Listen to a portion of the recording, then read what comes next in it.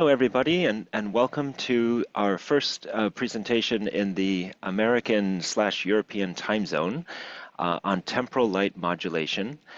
My name is Michael Scholand, and I work for the IEA 4E Smart Sustainability in Lighting and Controls platform, the SSLC platform, and we are a technology collaboration program organized under the International Energy Agency in Paris. And as you'll be aware, in October last month, we published a sort of comprehensive review of the literature on the health effects of solid-state lighting, and we've prepared three sort of summary webinars on the different sections of the report. And this first one is on temporal light modulation, and I hope everybody on the line is going to be able to join us tomorrow and the next day on the other topics which you see here on this opening slide. And so with us today are the two principal authors, Jennifer Veitch from Canada and Christophe Martensons from France, and I have little biographies to read on each of them, so I'll do that. And then I will hand over to Jennifer and Christophe to present their slides. You're welcome to use the Q&A function at the bottom of the webinar tool to post questions as we go along. We will sort of go through all of the slides, and then we'll have about 15 minutes at the end for question and answer discussion. And this morning we went over a little bit, so if people want to stay around and ask more questions, I'm hoping that might be possible again. But yeah, so feel free to put your questions in the Q&A, or if you prefer, at the end you can put your hand up and I can unmute your mic and you can ask your question live. Maybe sometimes that's easier in terms of describing what you're interested in. Okay, so with that said, I'm just going to introduce now Dr. Jennifer Veitch. Jennifer is a psychological scientist with expertise in environmental psychology, and she's been a research officer at the National Research Council of Canada since 1992. She serves as the president, she's the current president of the CIE, serving in the 2023 to 2027 term. She's a fellow of national and international associations in lighting and psychology, and she received the Waldron Gold Pin for Applied Illuminating Engineering from the CIE in 2011 and the IES Medal Award in 2018. And in November 2024, that's this month, she was inducted as a fellow into the Royal Society of Canada. So congratulations on that, Jennifer. And Christophe Martensons, as I say, is based in France. So Christophe is a physicist working in the field of optics and lighting at the CSTB in Grenoble, France. He works for governments, public agencies, and municipalities to improve the quality of lighting installations through a careful consideration of environmental impacts and human health effects. He is the current president of the CIE in France and a recipient of the 2024 Fresnel Medal awarded by the French Lighting Association. Congratulations on that award, Christophe. So with that, I will stop sharing. Jennifer, invite you to take control of the helm. Okay. Thank you. So the way we've divided this presentation, I'll start, and then partway through I'll stop, and I will pass the baton to Christophe for his half. I get the duty of explaining a little bit about why we did this. So apologies if you hear this again later this week. This is an update of a report that what was formerly known as the Solid State Lighting Annex did in 2014. Christophe was involved in that one. But 10 years is a long time. We know a lot more science. There are still some issues that people complain about. And so it was time to update the work and also to bring to it a new lens because now society has moved on and we're much more concerned perhaps than we used to be about issues of inclusiveness and accessibility, and in this case, particularly for sensitive populations. So our goal was to identify features of LED lamps and luminaires that could be improved to attain better outcomes for health and well-being. So who are we writing this for? Well, partly for industry, because we hope they'll take up what we say here and take it on board and use it in their development of new products and services. But we also want to reach out not just to energy regulators, which are the traditional audience for work of the solid state lighting annex, but also to public health agencies. And you'll see why as we talk. And of course, it's always been a focus for this formerly annex, now platform, to improve regulation standards and procurement specifications. Of course, I can't also forget that as a researcher, we also want to tell other researchers what they might take up as new topics later. Just one note on the scope, we were focusing on general lighting products that were used as intended, not for automotive lighting or light sources that aren't lighting products. So no torches, no displays, no toys, that kind of thing. And for those of you who are not aware, the Smart Sustainability and Lighting Controls Platform, and indeed all these various technology collaboration programs are on behalf of governments who are working under the aegis of the International Energy Agency. We who wrote this report were from Canada, France, and Australia. Our colleague from Australia will be involved in webinars that are given tomorrow. And this particular work was funded directly by the Australian, Canadian, and French governments, and also from the annex itself. We reviewed the reviews published in the last decade. So we didn't start from the year dot and do all the work again. We started from the basis of the 2014 report. If there were no review papers, and that was true particularly for temporal light modulation, then we looked at individual research papers. And of course, we also took into account what standards and guidelines and technical reports are also out there. So that's the background. Now on to the temporal light modulation effects. Important thing for you to know, if you haven't heard me say this before in several other presentations and other venues, temporal light modulation is the stimulus. It's what the light source or the lighting system does. It varies in its output over time. That is mostly in terms of intensity, which is what you're seeing in the waveform shown on this graph, but it could also be in terms of chromatic characteristics as well. And we can characterize those waveforms with very accurate measurements. And Christoph's going to talk a little bit more about measurement when we get on later in the presentation. Now, why is this important? Many of you may also have seen this graphic, either by me or from people at Pacific Northwest National Lab. It shows some really useful light sources. Historically, we had 60 watt or other wattages of incandescent lamps. They had a variation of about 6% in modulation depth, nice sinusoidal wave. Nobody really complained very much about it. And that would be at twice the mains frequency, so 120 hertz in North America, 100 hertz in much of the rest of the world. In the bad old days, we had T12 fluorescent lamps with magnetic ballasts. They also exhibited temporal light modulation at twice the mains frequency, bigger depth, about 33% modulation depth. And we know historically that was, for some people, characterized by complaints about headaches and eye strain and other kinds of problems.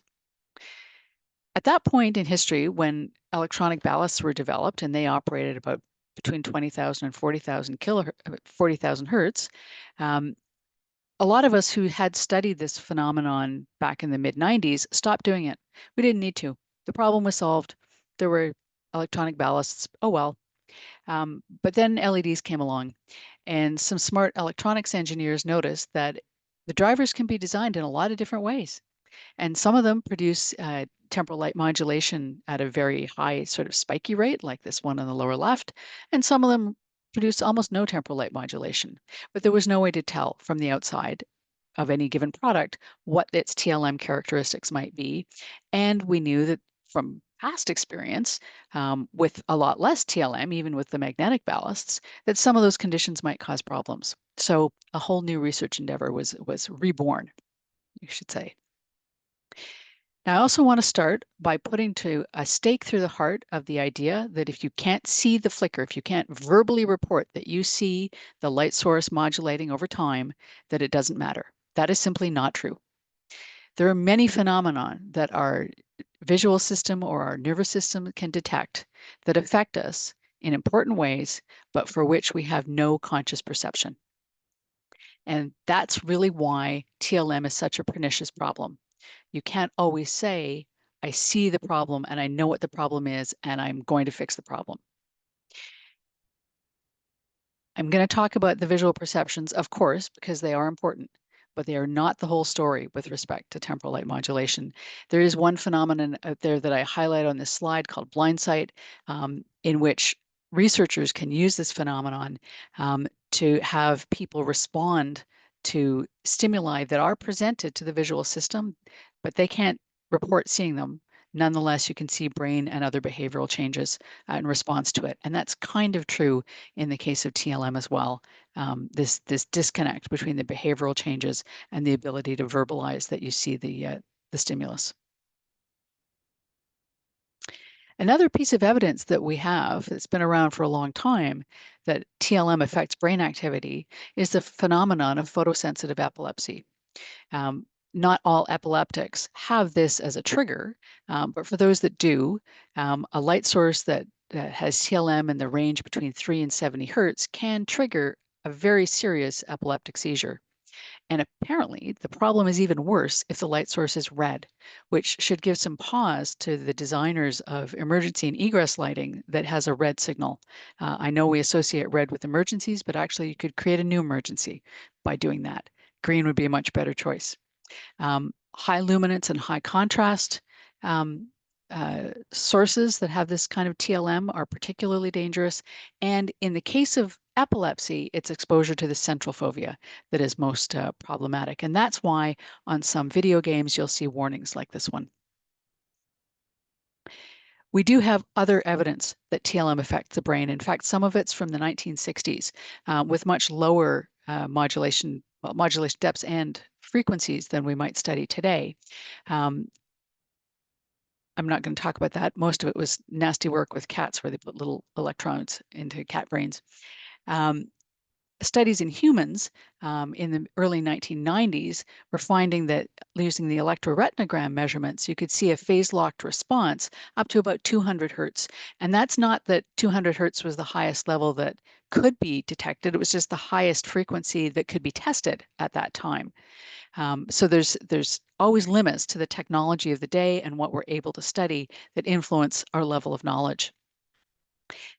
Back when we were still interested in the comparisons between electronic and magnetic ballasts, a Swedish group found responses to these two light source types in terms of electroencephalogram responses.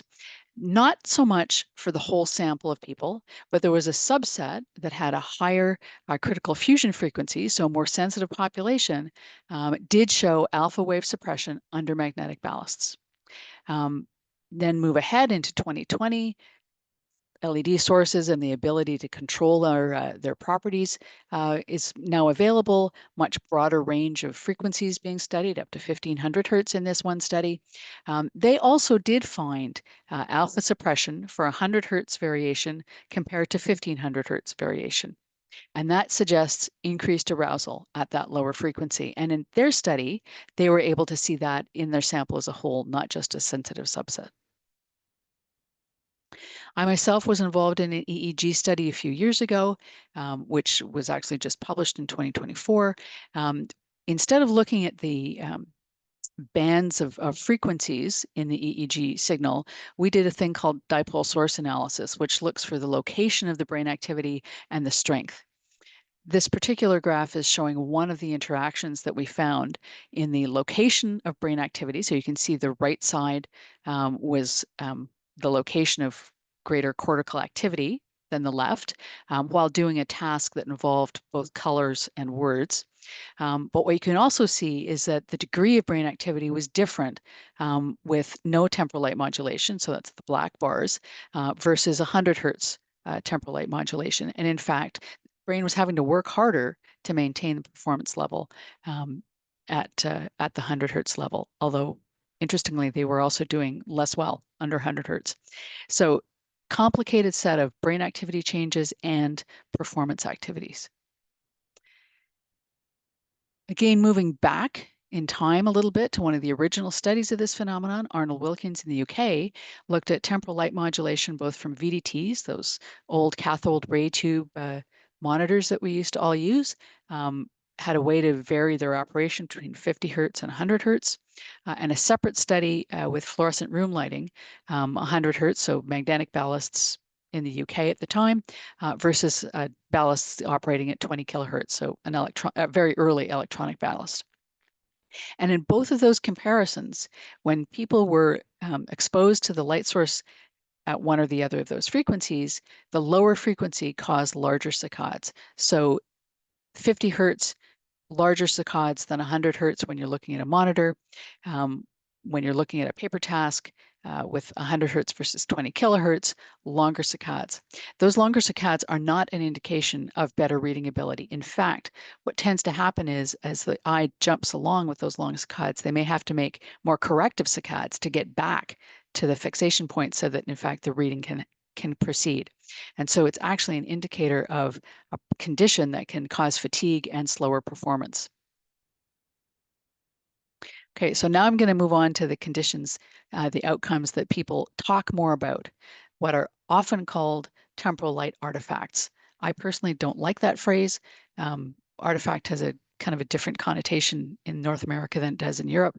But it also misses the point that these are visual perceptions that, yes, they arise because of the stimulus, but I'd rather focus on the behavioral category. It's a visual perception. Flicker's been around as a definition in the international lighting vocabulary for quite some time. We're familiar with it in a friendly way from flames and in a not so friendly way from light sources where we can actually directly see that the light source is varying over time. Another phenomenon, again, has a historical understanding. In industrial settings, we've wanted to avoid stroboscopic effect because we don't want people to think that the machine is not moving when in fact it is. With LED lighting in office interiors, however, it is also possible to experience stroboscopic motion, and that's what the group at Signify studied for several years using this rotating white disc. Christoph and I did a study using that same task in which we compared the ability to see the stroboscopic effect when the disc was lit by one of 5 different commercially available replacement lamps. Obviously, there were different lamps for Christoph's team in France than mine in Canada, but we had chosen them to exemplify 5 different levels of a metric, which Christoph will talk more about later, called the stroboscopic visibility measure. And what you can see is that when the disc is rotating at 4 meters per second, when you have a light source that has a very low temporal light modulation, so an SVM value of 0, the white dot looks like a smudge. And as you increase the degree of temporal light modulation going across the 5 photos to the right, when you get up to our highest level, which is a stroboscopic visibility measure of 3, those white dots look like 3 individual white dots. And that's stroboscopic motion. And generally, it's thought that the upper limit of stroboscopic visibility is about 2000 hertz for most people.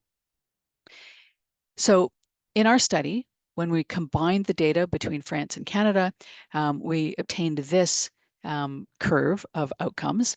As you would expect, visibility of the stroboscopic effect increased dramatically as the stroboscopic visibility measure increased. So more TLM in the light source output, more probability of seeing the stroboscopic measure, stroboscopic motion.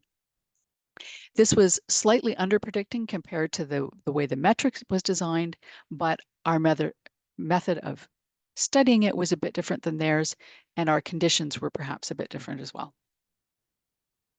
I also am going to come back to this a little bit later because although we also measured sensitivity, we didn't find differences in detection ability for stroboscopic motion between the sensitive and the non-sensitive people.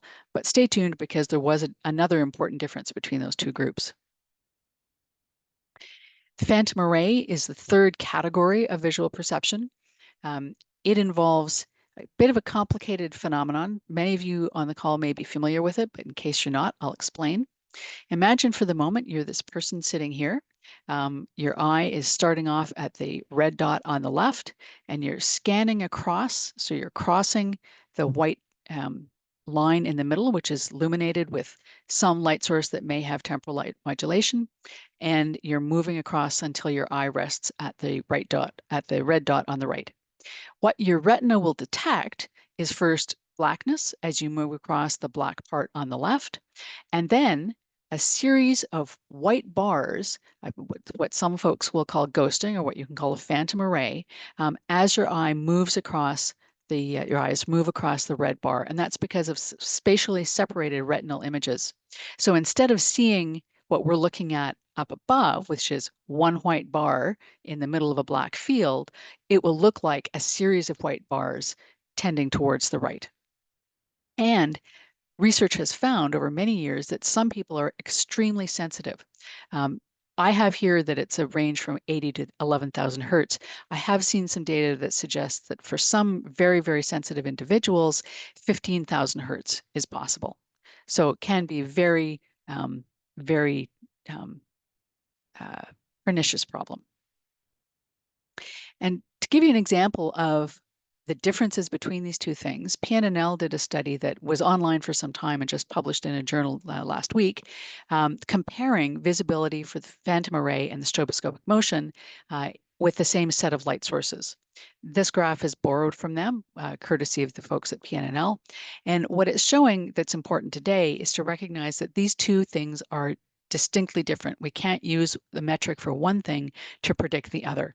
Stroboscopic visibility really drops when you get to about 800 hertz, whereas the phantom array can remain quite strongly visible depending on the modulation depth at quite higher frequency levels. Now again, moving back to the magnetic ballast, electronic ballast comparison days, a former student and I, back when she was a student, did this little experiment to compare visibility on very common visual acuity test, the Landolt ring task, in which we had people look at the task and do one or the other of these paired rows in order to determine at which point their performance broke down. What we found was that with the magnetic ballasts, at the very most difficult rows, so the task got very small and very faint, at that point, people were less able to do the task if the light source that was illuminating it was a magnetic ballast as compared to an electronic ballast. So it can look, if you're on the high level of the easy tasks, as though there's no problem. However, when you get to the difficult task, that's when the strain on the system becomes apparent. And so this can be a very frustrating thing for researchers because detecting the phenomenon it can be very difficult. Doesn't mean that there's no problem there. A couple of other examples, again, visual tasks. A group in Colombia also found better search performance with magnetic ballasts, or pardon me, with electronic ballasts than magnetic ballasts. They replicated it in a second study. We love to see replications. That's great. And my colleague Guy Newsham and I had a psychophysical task like a simple video game. This was the mid 90s, and so we were presenting this on a CRT monitor. So the monitor itself had a 60 hertz refresh rate, but that was constant regardless of the ambient light source. And what we found, noting that we've paired this graph such that faster performance is at the top, is that people were faster with electronic ballasts than they were with magnetic ballasts. However, there was an interaction. This problem was actually worse when the task was simple than when it was complex. And in our case, we think that's because the complex task was so hard that you couldn't make it too much worse just because of the light source. We also had a series of tasks that were more complicated, and we also found effects on reading and writing with the high frequency electronic ballast. So performance in terms of number of characters per word, number of characters overall in a writing session, and the number of questions attempted were all better, higher with electronic ballast than magnetic ballasts. So this problem was actually carrying through to very complex kinds of processing. Now, we measure individual differences in sensitivity in a number of ways. It's historically been known that there are some people who are more sensitive to headaches, and in particular, there are folks for whom migraine headaches are triggered by light sources. That's not all people who have migraines, but some. There is some pretty good evidence that this problem reduces with aging. So a younger person is more susceptible to these problems. And fortunately, this is one of the few things that doesn't get worse as you get older. On the other hand, if you're a really serious migraineur, um, not, improvement in that doesn't mean you never have headaches. It just means you might not have as many headaches. Arnold Wilkins, who has been a pioneer in studying this problem, developed a test called pattern glare sensitivity, which involves showing an individual one at a time these three stripy patterns at a fixed viewing distance so that they have a carefully defined visual angle. And what he has found is that particularly responses to the middle of those three stripy patterns is predictive of the likelihood of experiencing headaches and visual disturbances while reading. This is actually used as a diagnostic test by some ophthalmologists.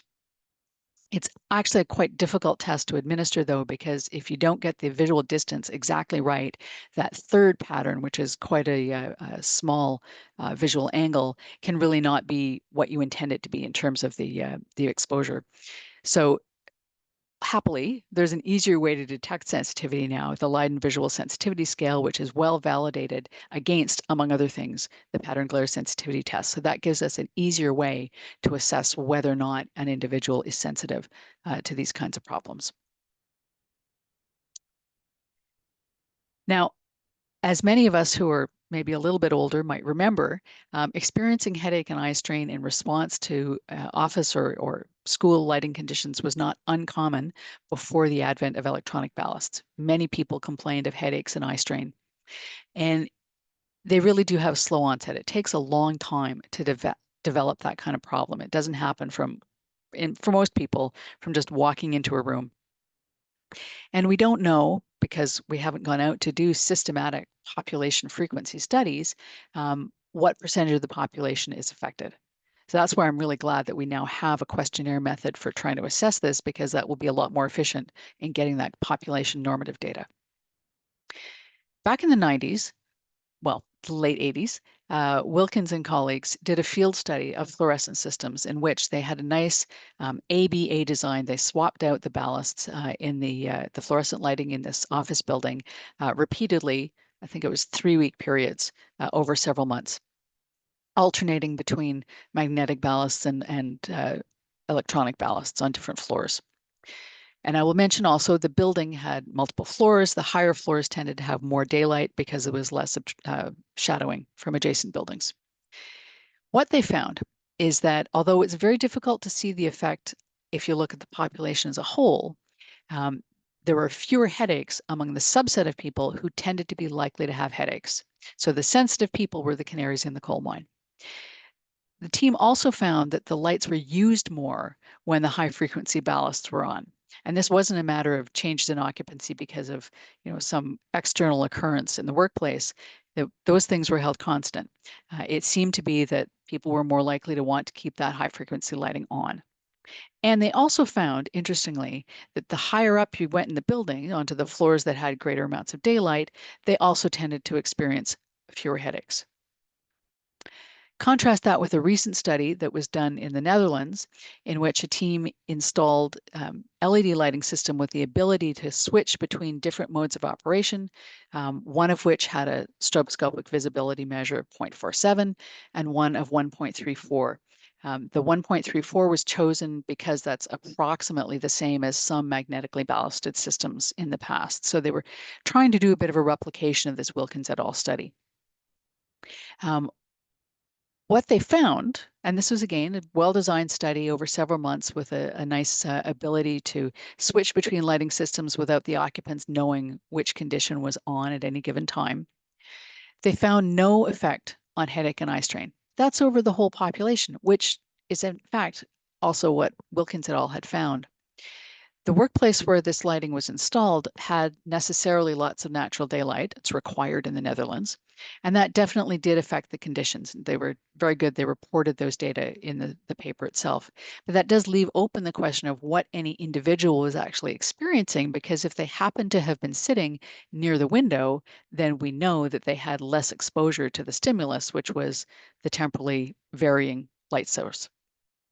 And unfortunately, the team did not obtain any data on individual sensitivity. So it's not possible to do the kind of subset analysis that Wilkins et al. Did to see whether there were some individuals in that space who were affected by the variation in temporal light modulation. And so that's an unfortunate thing because we can't then do that A/B comparison between the two studies to see if, in fact, the new operation with the LEDs was making any difference at all. Now, why is this important? Well, I mentioned a bit of a teaser for the work that Christophe and I did. We did measure pattern glare sensitivity in our samples in France and Canada, and then we split the group into those who were high and low in their pattern glare sensitivity scores. At the end of 10 trials, so people had seen our 5 light sources 10 times each, the last time they saw each of those sources, they were also asked the acceptability and annoyingness of each condition. And what we found was that for the high SVM conditions, indeed, the highly sensitive people found them more annoying. Now, what's important about this is these were very short exposures. Each of those trials was less than 30 seconds long. So people were finding something annoying that they were exposed to for a very short period of time. Imagine then if you were asking those people to experience those conditions for hours and hours at a time. Not a pleasant thought. Now, this is a little bit of a cheat because these data were not available to us to write the report. It just was published last week. But it's interesting and relevant because it is so perfectly aligned with what I've been talking about here. A team at Pacific Northwest National Labs have been conducting, as you can tell, many studies on this topic for some years. And in this case, they were comparing people who experience migraines and people who don't, and particularly focusing on phantom array visibility. They had 85 TLM waveforms. So again, a study in which people saw many different waveforms, which is great. It allows us to get the sensitivity curves we need to develop a metric, which is what they were going to do and did do. However, it does mean those are very short exposures. What they found was that the people with a tendency to have migraine headaches had a higher phantom array visibility, and they were able to continue to see the phantom array at higher frequencies than people who don't experience migraines. Those migraineurs also reported that in everyday life, they were more annoyed by the phantom array that they could see around them. And when asked 4 hours after the session, they were more likely to have a headache after the experiment. So here we have some links between people who experience migraines, the occurrence of phantom array in everyday life, and their sensitivity specifically to the phantom array. Suggests that there is a population of people for whom we need to be paying more attention. So we have a nice logical chain of evidence here about the problem of temporal light modulation. The eye detects it. It modulates neural signals that reach the brain, but they're neural noise. They're not contributing to our experience of the visual scene. Processing that neural noise, however, takes cognitive resources. It increases brain activity and blood flow, which is data I haven't shown today. That competing information disrupts saccadic eye movement. It interferes with visual performance, gives rise to the visual perceptions that much of our research focuses on, increases the cognitive load, so cognitive performance becomes worse. And over time, that can build up and cause fatigue, headaches, and eye strain. And what we've also seen, particularly with this most recent study from PNNL, is that there are in fact sensitive people for whom this problem might be bigger than many of the rest of us. And what do we need to know? Researchers take note. We do need population norms. We need someone to go out there with the Leiden scale and deliver it to as many people as possible. In fact, that might be a great citizen science study. We need to know more about the triggers and the time course of the development of some of these problems. And for that, we're going to need some data that is longer term. It's great and very important to have these studies that are short exposure studies to many conditions to efficiently use the time of participants.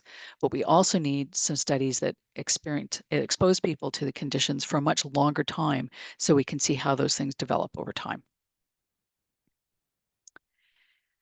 I'm also going to make a plea, putting briefly my CIE hat on. I was part of a team that put on a workshop 7 years ago on this topic, and this is the framework we came up with for standardization. At the time, we hoped that there would be one metric from the purple box. It's now pretty clear there isn't going to be one metric, and that's complicated, but That seems to be true for most lighting phenomena. There's never just one metric.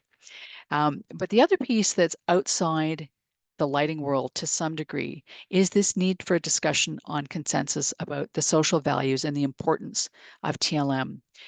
As anybody knows, there will be costs associated with trying to engineer out TLM from lighting systems, but very big benefits. And there's a question there about what's our risk tolerance and how much cost are we willing to incur as a society, as well as individual companies or individual institutions that might have to buy lighting products in order to get the benefits of ensuring that everybody who walks into your space is going to find it a comfortable one. We deal with accessibility requirements in other places. This is another of them, but we need to be having a discussion about that. So in our report, we make some policy recommendations. Really what we'd like is for manufacturers to engineer it out, because then the problem is solved for everybody. But knowing that there's costs and benefits, that may not happen tomorrow. We do want to see standardization bodies incorporate the full range of appropriate expertise to come up with guidance on health effects and including developing limit values for validated quantities. And that really does include broadening the stakeholder groups so that we make sure that we're paying attention to the voices of the people who have lived experience of this problem. We also want to make a little bit of a plea for regulators. Of course, solid state lighting is an energy efficiency move, and saving energy and reducing carbon emissions is critically important for the planet right now. However, we don't want to be doing that at the cost of making the world uncomfortable or unhealthy for a segment of the population. There are some places in the world, Europe being a leader, in which health-related requirements get built into energy regulations. But there's other places, such as the part of the world I live in, where that conversation between public health and energy departments seems not to happen very much. And so we have a little bit of a plea in the report for those kinds of conversations to happen a bit more. That's the end of my presentation, and I'm going to turn the floor over to Christoph for his. Thank you, Jennifer. It will give us a few seconds break. Time for me to share my screen. Could you speak up a little bit, Christoph? Yes, a little bit louder. Yeah, that would be good. Thank you. Okay. This is it here.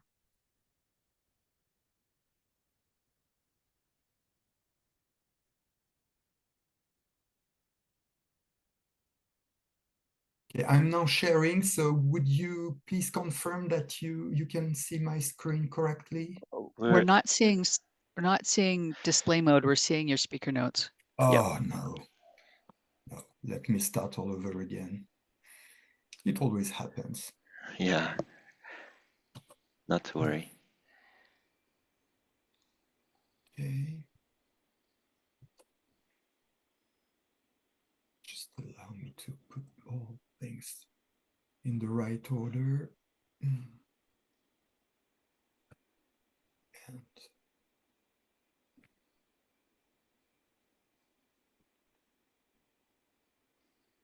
so it should work now, hopefully. Yes, perfect. Okay. Thank you. Sorry for the slight delay. No worries. So I will now continue this presentation with some considerations about how to implement measurements and calculations of temporal light modulation. So we have metrics that describe the waveforms, and for a long time, these metrics have been used solely to describe flicker, because it was a generic term, so it was a mix of both the stimulus and the perception resulting from this stimulus. So we had the modulation frequency, the flicker index, also called modulation percent, flicker percent, sorry, and flicker index. So three separate numbers that are still valid, of course, but they are not related to perception. That's the main message. And furthermore, when we deal with modern LEDs, we have very complex waveforms that are very badly described by these numbers. For example, modulation frequency is just a number, one dominant frequency, and we have a lot of mixes between different frequency components. We have several frequencies in a typical waveform from an LED product. We might have 2, 3, or more than that. So it's very difficult actually to use those indices of the time. So that's why the CIE and the IEC issued quite a lot of documents these last couple of years. So we had a technical note from the CIE to guide us about the measurement of temporal light modulation. So the first one was published, the technical note, in 2021, and it will soon be updated by a full technical document, technical report in 2025, in a couple of months, by the Technical Committee 289 of the CIE. In the meantime, the IEC also published two technical reports, one describing the SVM metric, which applies to the stroboscopic effect, and one describing the PSTLM metric for flicker. And in 2022, the CIE issued a technical report which gave us a full description of the visual effects, also called temporal light artifacts, of temporal light modulation. So namely flicker, the stroboscopic effect, and the phantom array. So the flicker metric that is currently used in standards and regulation internationally is the PSTLM. And it's actually a very old metric. It comes from the IEC voltage flicker meter. It means that originally PSTLM was derived from PST and was applied to describe the voltage fluctuation of any equipment, how severe this voltage fluctuation were. And of course, at the time, they were using an incandescent lamp to assess if the fluctuation of the voltage was perceivable by a standard user. So for that, they used the model of sensitivity to flicker that was also derived a long time ago in the 50s by DeLange, a researcher from Philips, I guess. And the sensitivity curve corresponded to a very small visual target, so a very small flickering source, 2 degrees angle in the central field of view. And of course, it doesn't represent all the newer lighting conditions, extended sources, environment with varying brightnesses. So we have this curve, which peaks at about 10 Hertz, that is fed into a complex algorithm. And the last stage of this algorithm that is used to compute PSTLM is a statistical block that contains a formula that nobody can seem to explain anymore. It was lost, and it's probably work that was done in the 60s. And the problem with this PSTLM is that we don't have a response curve. We don't know, according to the PST value, what is the visibility for the population. So the average visibility threshold, for example, for 50% of the population. We don't have this information. So it's difficult to set a limit. We know that the limit is currently 1, but we don't know what effects it would have if we would push this limit upwards or downwards. Impossible to tell. And this PSTLM doesn't reflect the full behavior of flicker. Flicker is quite complex, actually. For example, I included a drawing of a nice experiment that you can see either online or in your lab if you can run this type of experiment. If you have 2 disks of temporally modulated light with the same profile, the same waveform, so they should flicker in the same perceived manner. But actually, if they are surrounded by a bright ring or a dark ring or a bright ring, they will flicker completely differently. The flicker will not be in phase, which is completely a perceptual phenomenon, and the intensity of flicker won't be the same. So there's complexity in this visual system for flicker. When you get to darker environments, if you are 10 times darker, the rule of thumb is to say that flicker is slower to perceive. So there will be this phase lag. Flicker depends on the spectral distribution, the color, basically, of the flickering target. And it depends on eccentricity, whether you are in central vision or peripheral vision, where you don't get as much sensitivity, but a lot more temporal sensitivity to fast motions. The PSTLM curve was actually the one that is at the top here of the graph from the original publication of the Lang. And it was remarkable at the time because the flicker sensitivity was peaking at about 10 hertz, let's say 8 to 10 hertz. And this peak was not expected at all. See, if you work in darker environment, very dark environment, you don't get this peak. You get a curve moving slowly like a low pass filter from low frequencies to higher frequencies. And for bright environment, you get this sort of resonance. And this resonance is really correlated with the discomfort that you can get from low frequency flicker and the dizziness and all sorts of adverse effects. And at the time, it was very remarkable, and they had a hard time explaining this peak that happens with bright vision, bright adapted vision. And flicker does vary with color, which was more complicated to measure and to explain. So if you move from red stimuli to blue stimuli, the sensitivity globally increases, but the shape itself changes. And this resonance phenomenon that happens at about 10 hertz is very varying. For example, for the green light at 510 microns dominant wavelength, you don't get such a high resonance, meaning that green is more tolerated as far as flicker is concerned. Now let's move on to the SVM, the other metrics that was described by CIE and IEC and is used in standards and regulations. SVM was determined not so long ago. It was published in 2015 by a teams from Philips, then Signify.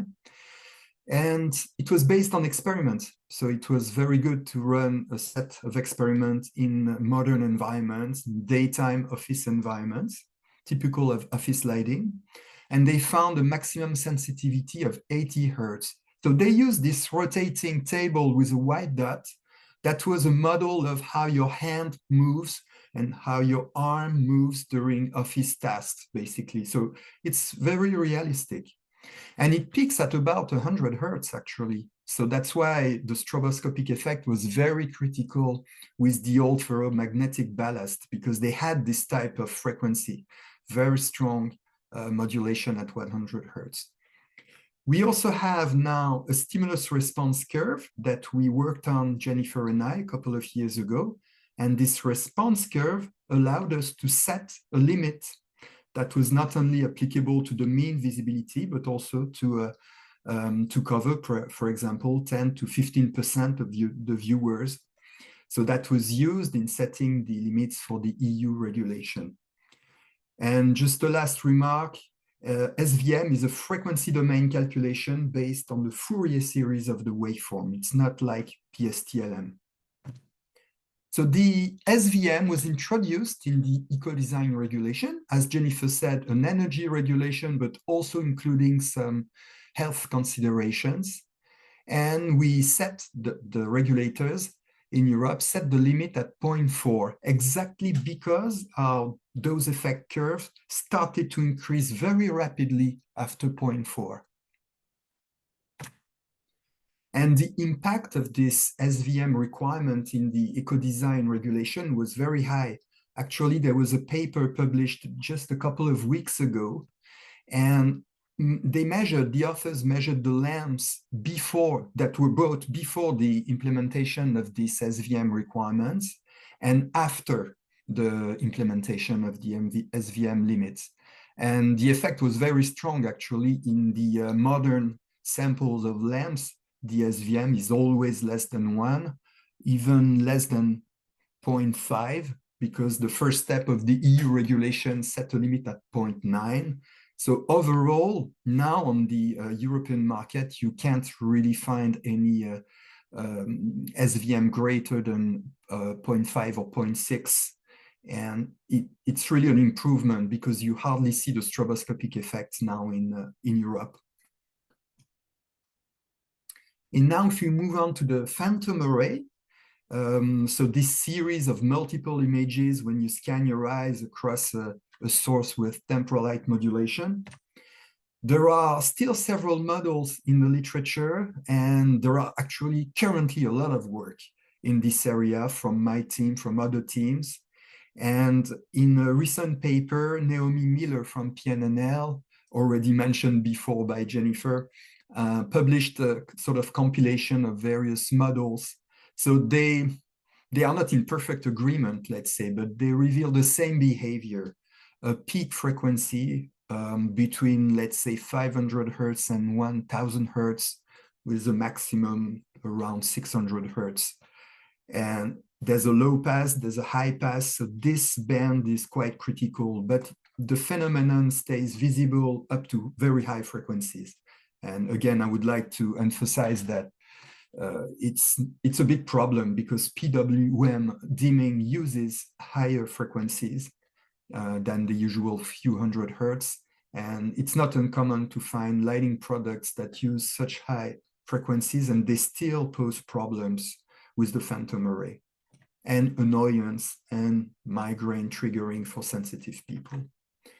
Our team published some results at the last CIE meeting in Slovenia just last year, and we found this peak sensitivity for the phantom array effect with warm white light at about 600 hertz, and the threshold was just 4%. So this is the average threshold, meaning that half of the time the mean observer sees the phantom array and half of the time she doesn't see it.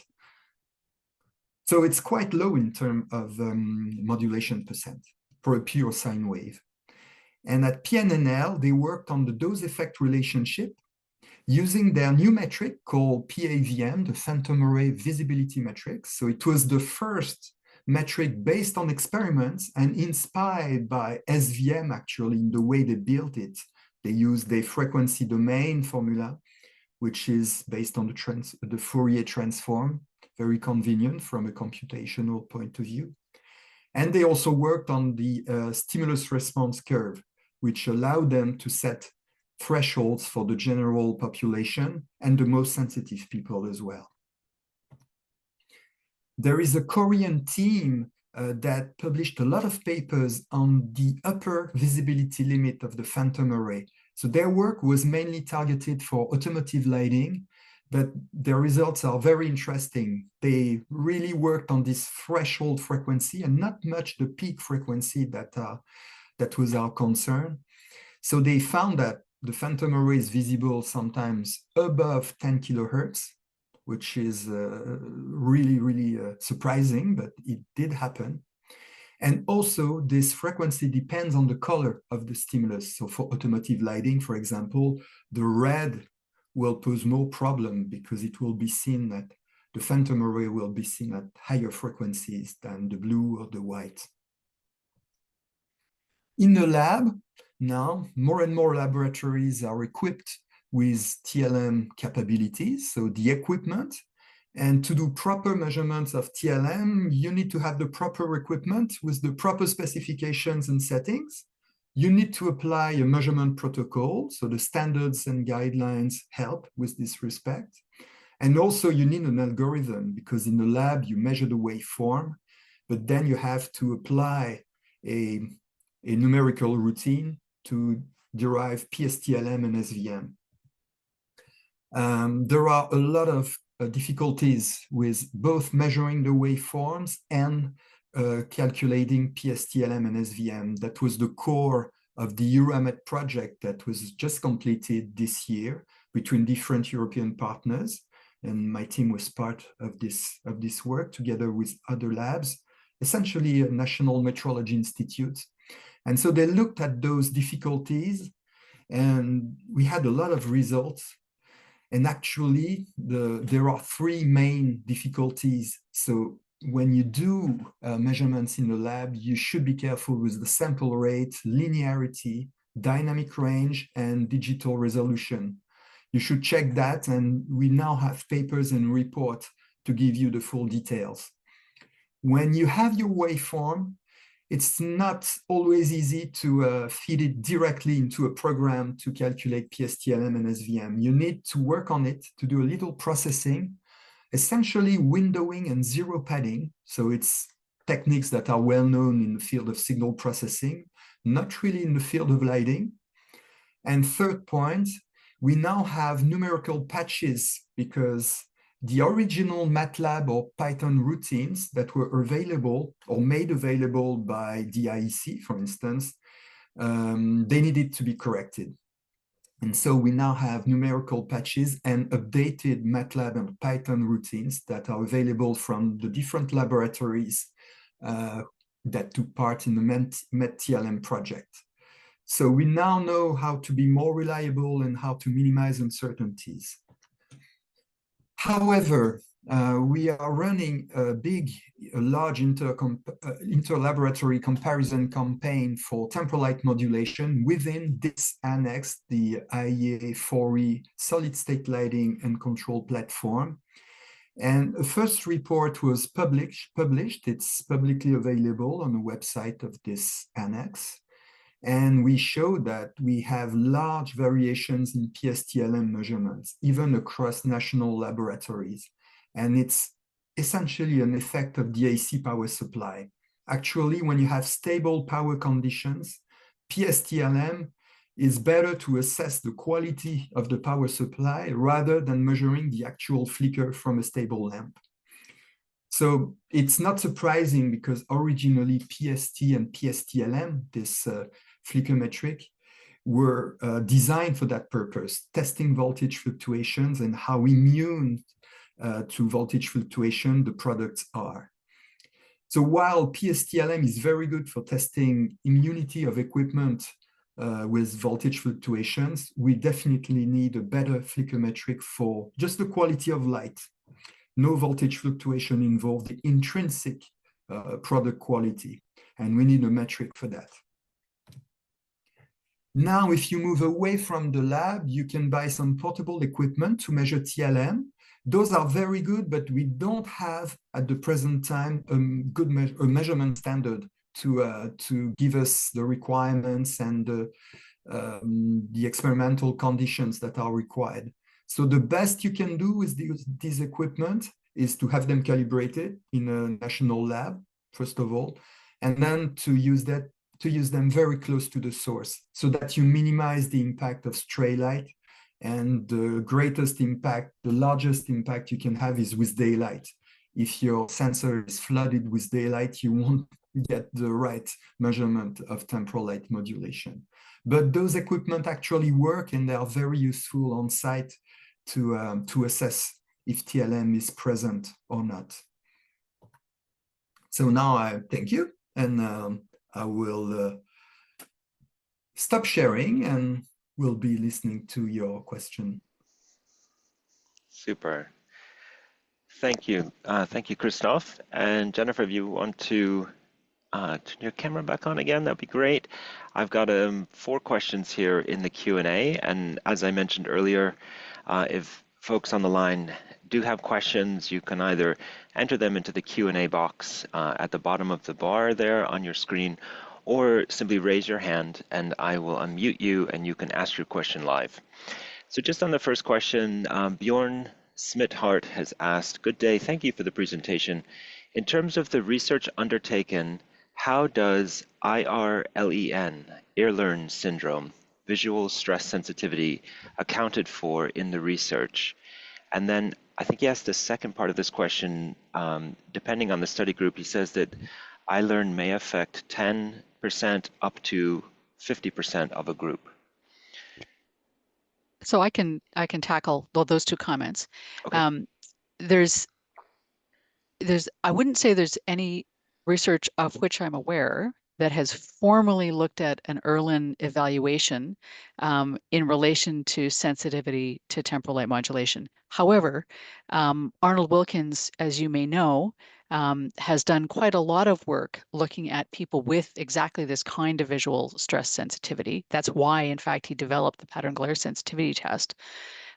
He has a different system for identifying colored filters that can be helpful for people who have reading difficulties associated with what he calls pattern glare sensitivity.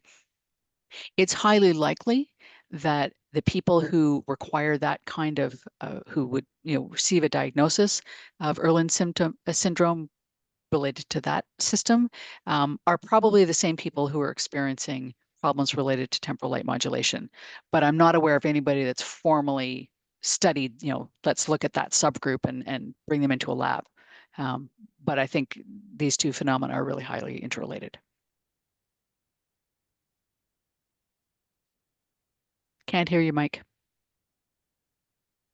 I was worried about breathing into the microphone.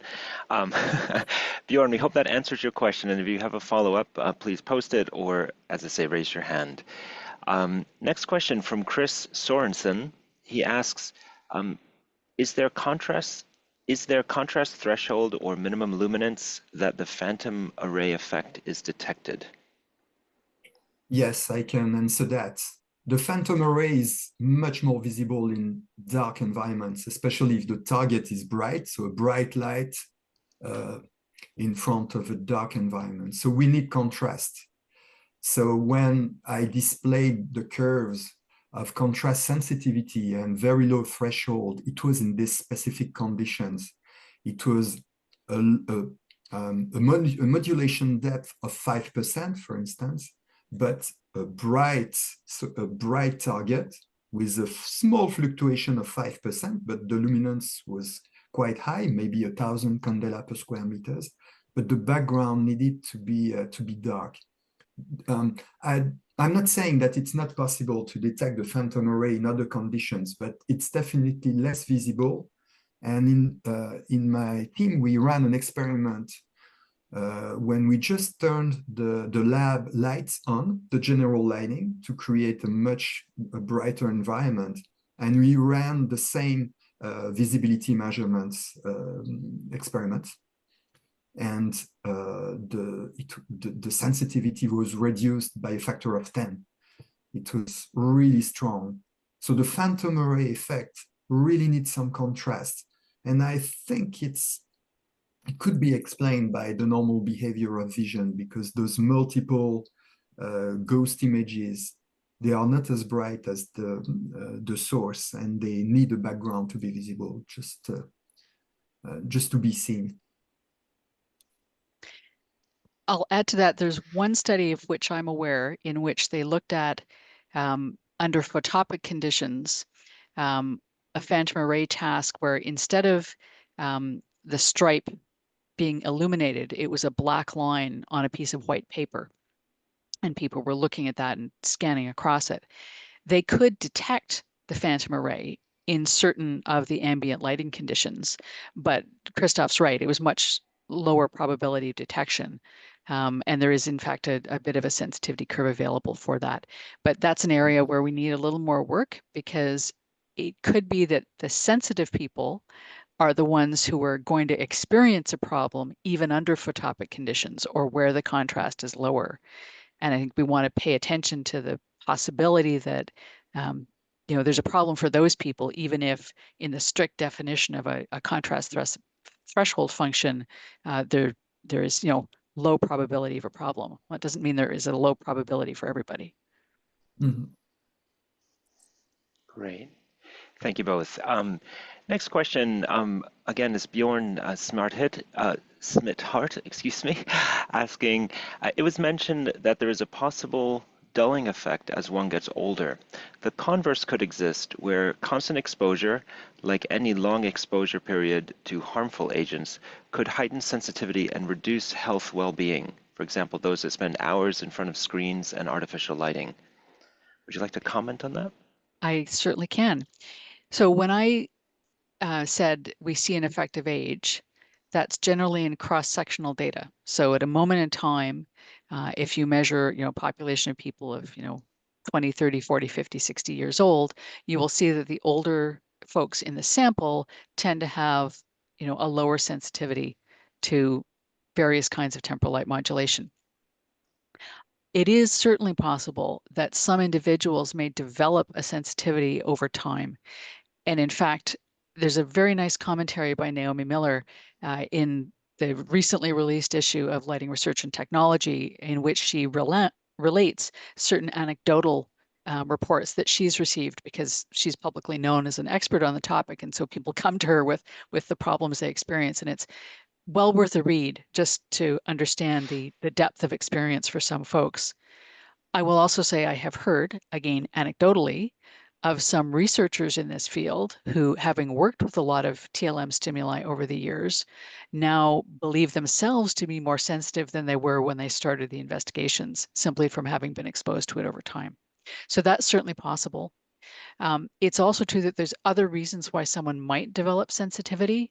I didn't talk about it, but one of the sources of light sensitivity that is emerging as something that we need to pay more attention to is the problem of traumatic brain injury. And people who've had several concussions may in fact develop sensitivities that they didn't have previously in their lives. So there's a number of different ways why simple normal aging is not the only factor that's going on. Great, thanks, Jennifer. Okay, next question from Bjorn again. Is there a relationship regarding PA in color, whereby high energy and higher spectrum frequency, for example, blue, would incur PA visibility at lower frequency, and vice versa for lower energy colors? We are not sure about that. Oh, a bit louder, certainly... Christophe, sorry. Okay, yeah, we are not sure about the influence of color, but in the study I presented, we tested blue, red, and white, and we found differences in the phantom array visibility at lower frequencies. And the Korean team found differences in visibility at very high frequencies. So I think the two cutoffs, the low frequency cutoff and high frequency cutoff, are quite, they reveal a sensitivity to the color.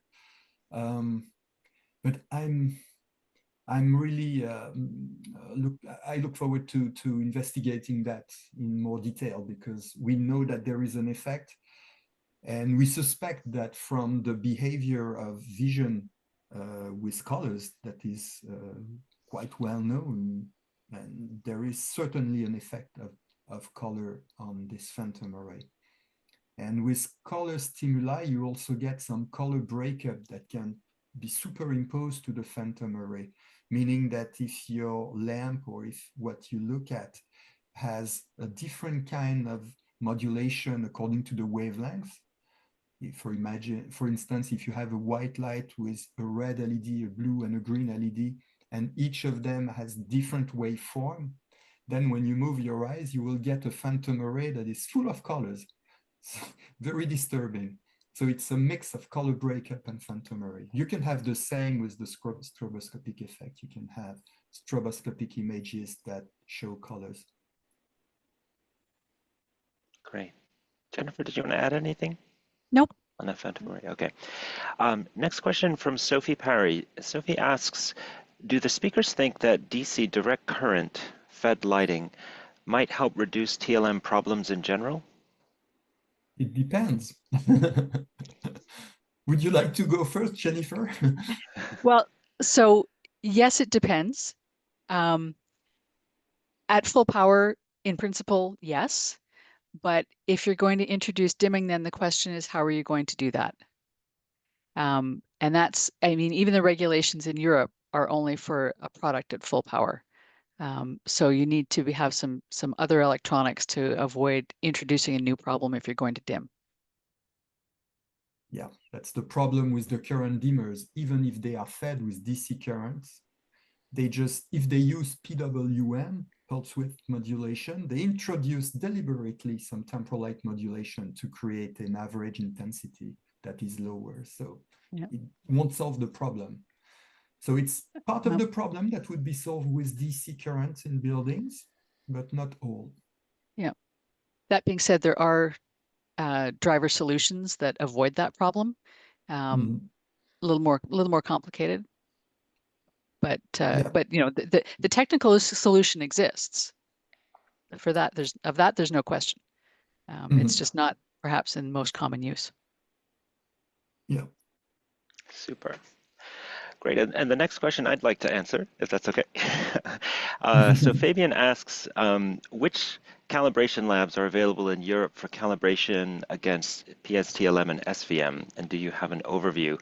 So I was actually asked this question in September of this year, and I wrote to, you may know Paul Dekker from VSL in the Netherlands.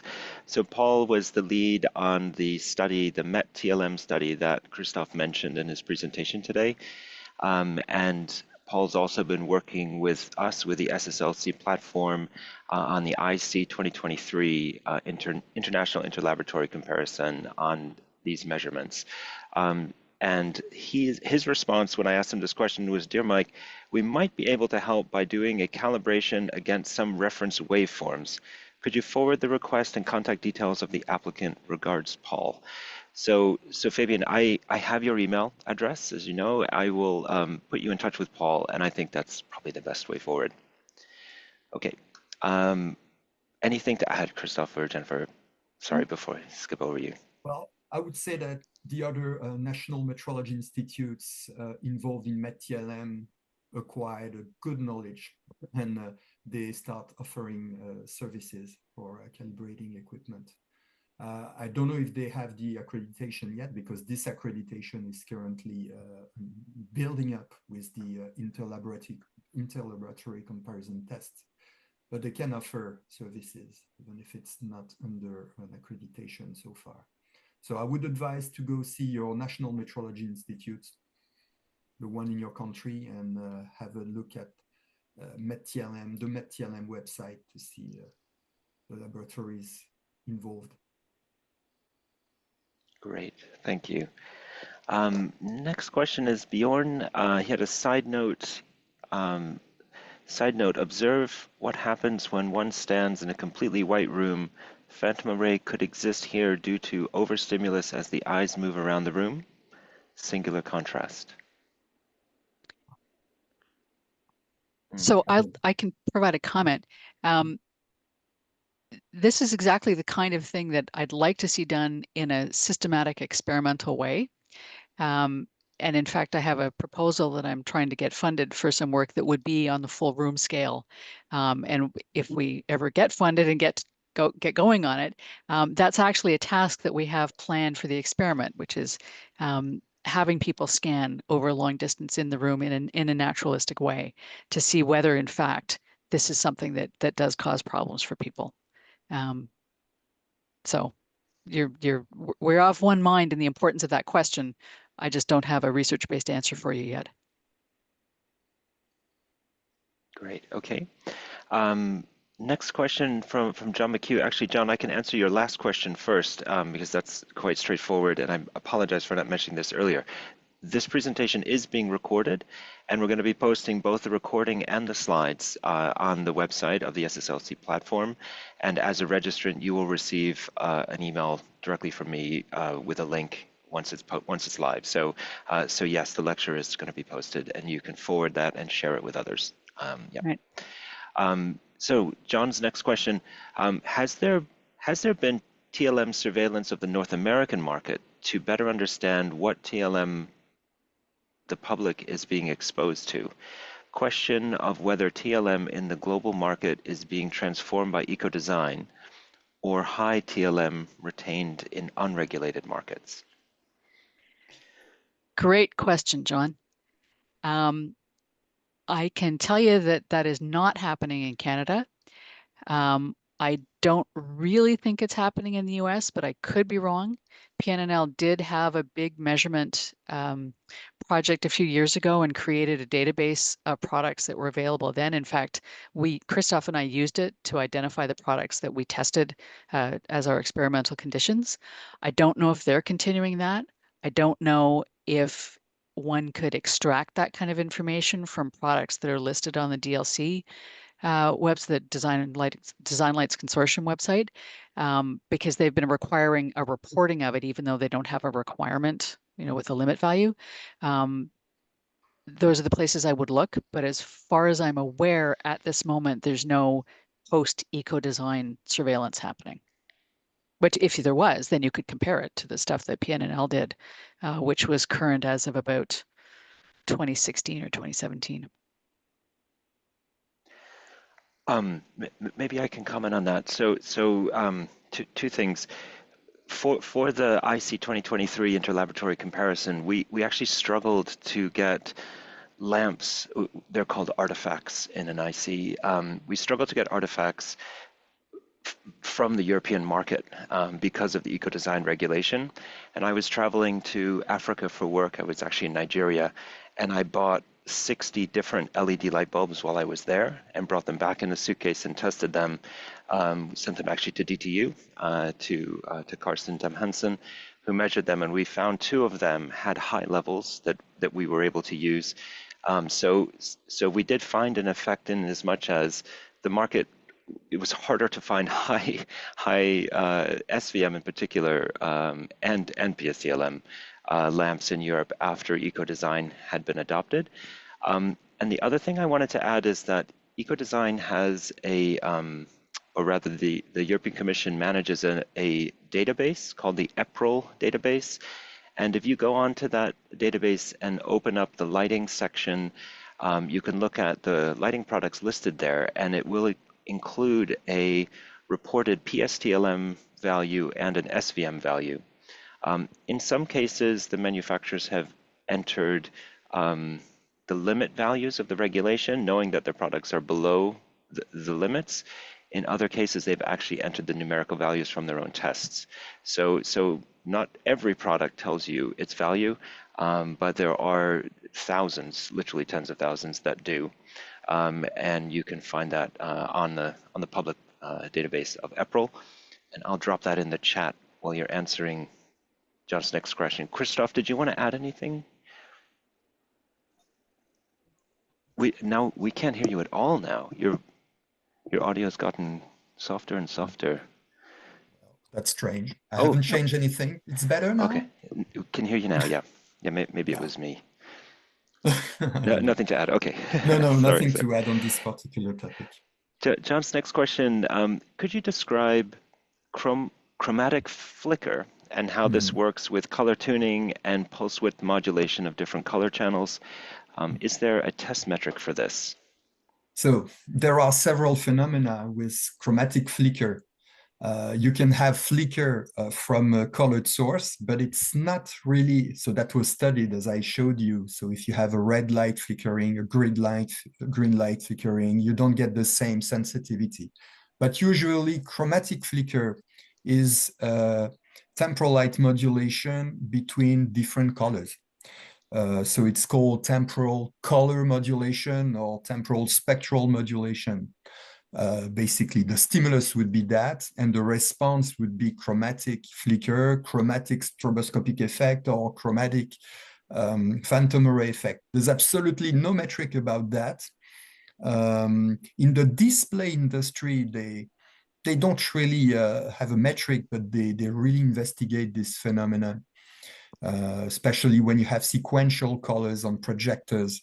And if you move your eyes, you see actually a colored phantom array, sort of floating rainbow, which is both a result of the color breakup and the phantom array.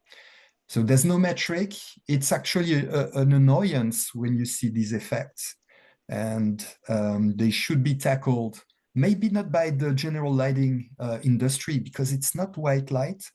It can be applied to RGB LEDs, so white light made of red, blue, and green. But it would be most likely some metric that you could apply in facade illumination, but the main area is displays, projectors, and so forth. So no metric. A practical problem, and some studies that looked into this type of phenomenon. I can't hear you. Because you're muted, Mike. Yeah. Sorry about that. Jennifer, did you want to add anything? Nope. Okay, thank you. Bjorn makes a note here that DC dimming a rheostat for the most simplistic, though not very efficient or smart. Mhm. So I think that was going back to the earlier comment about DC dimming and light sources. And Anne Bay has posted a comment, just listening to my feedback about the EPRL database, that EPRL data is not to be trusted. And I just wondered, Anne, would you like to elaborate on your concern there? If you raise your hand, I can unmute you, and you can just say a couple of words. Super, thank you. So you're top of the list here. There you go. Go ahead, Anne. Now we can't hear you. See.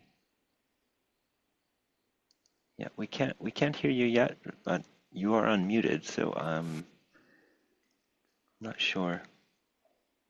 I'm trying to allow your video too, but I don't.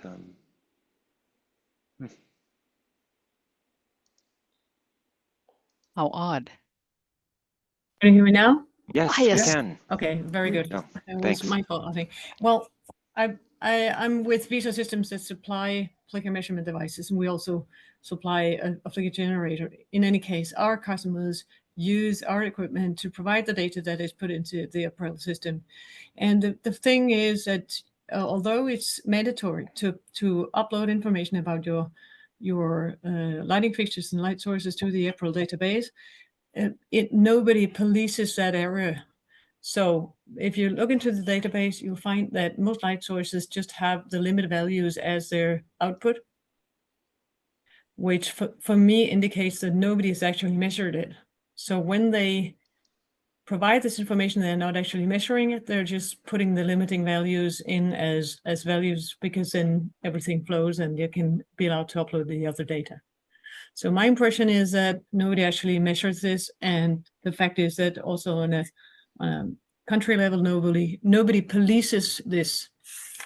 So I'm not sure that the problem is so big as you also indicate. I mean, it's become extremely much better, but nobody, at least not here in Denmark, actually polices this area. So nobody knows how to test with the local.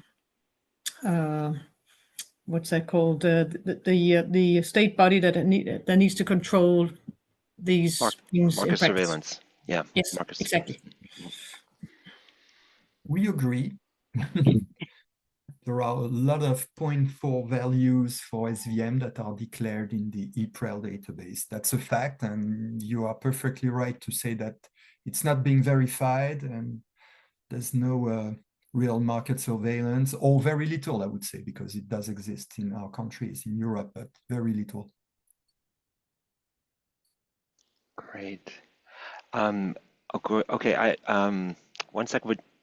Maybe we should go with Jimmy. Jimmy's also got a point. So I'm guessing, Jimmy, you want to add on the back of what we were just discussing, and then we'll go to John's question. Go ahead, Jimmy.